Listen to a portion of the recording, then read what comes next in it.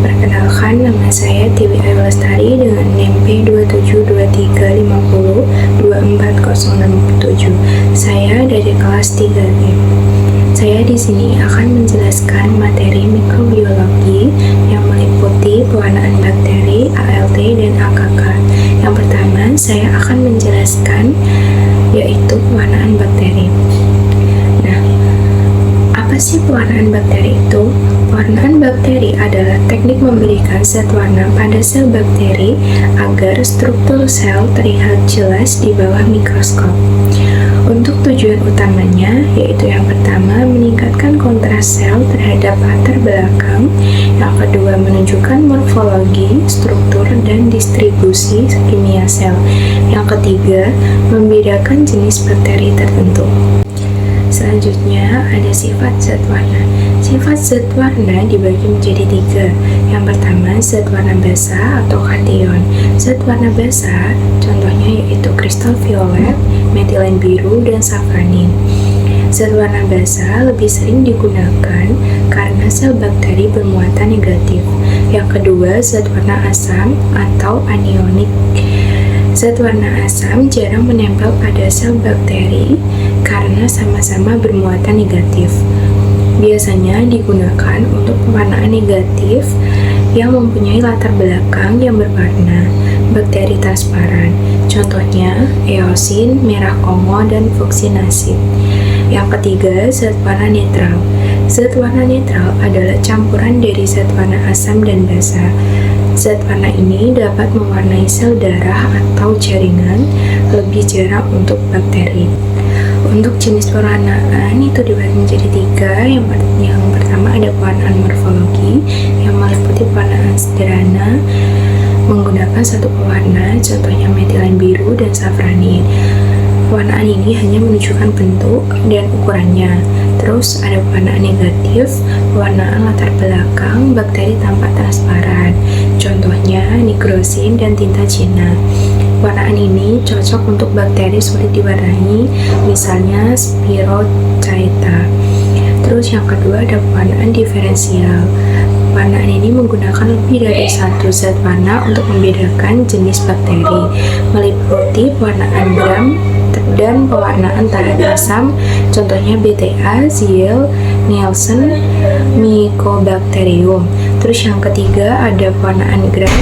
Pewarnaan gram meliputi pewarnaan gram positif yang ciri-cirinya yaitu dinding peptidoglycan tebal, menahan kristal violet, dan ditandai dengan warna ungu. Terus ada pewarnaan gram negatif, ciri-cirinya yaitu dinding selnya tipis, lapisan luar lipid, warna luntur, menyerap safranin, dan ditandai dengan warna merah. Materi yang selanjutnya yaitu angka lempeng total atau ALT.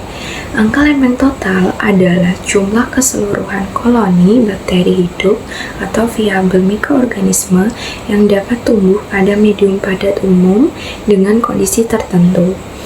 Biasanya pada suhu 35-37 derajat Celcius selama 24-48 jam. Metode ini digunakan untuk mengetahui jumlah mikroba secara umum dalam suatu sampel, baik itu bahan pangan, minuman, maupun sediaan farmasi. Untuk media ALT, uji ALT dilakukan menggunakan media PCA atau plate count agar karena media ini bersifat umum dan mendukung pertumbuhan berbagai bakteri. Nah, untuk metodenya bisa memakai yang pertama cawan tuang atau pour plate. Sampel dicampur dengan media agar cair, lalu dibiarkan memadat. Terus yang kedua ada cawan sebar atau split plate.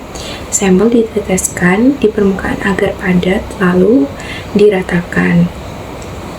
Nah, untuk waktu inkubasi itu diinkubasi selama 24-48 jam pada suhu 37 derajat dengan posisi terbalik agar uap air tidak menetes ke permukaan agar. Untuk persyaratan perhitungan ALT-nya itu ada 7. Yang pertama, mikroba yang dapat dihitung yaitu berkisar 30-300 koloni. Dan yang kedua, kurang dari 30 koloni dianggap cemaran. Yang ketiga, lebih dari 300 koloni, spreader atau tak terhingga sehingga tak dapat dihitung. Yang keempat, jumlah bakteri adalah jumlah koloni dikali faktor pengenceran. Terus yang kelima, perbandingan jumlah bakteri dari pengenceran berturut-turut antara pengenceran yang akhir dengan pengenceran yang sebelumnya. Yang keenam, jika sama atau kurang dari 2, maka hasilnya di rata-rata. Jika lebih dari 2, digunakan pengenceran sebelumnya. Yang ketujuh, ALT sama dengan jumlah koloni kali 1 dibagi faktor pengenceran. Untuk materi yang selanjutnya adalah angka Kapang-Kamir atau AKK. AKK atau angka Kapang-Kamir adalah metode untuk menghitung jumlah kapang dan kamir yang terdapat dalam suatu sampel, biasanya pangan atau sediaan farmasi. Media yang digunakan dalam AKK adalah umumnya digunakan PDA atau potato dextrose agar atau media lain yang mendukung pertumbuhan kapang dan kamir.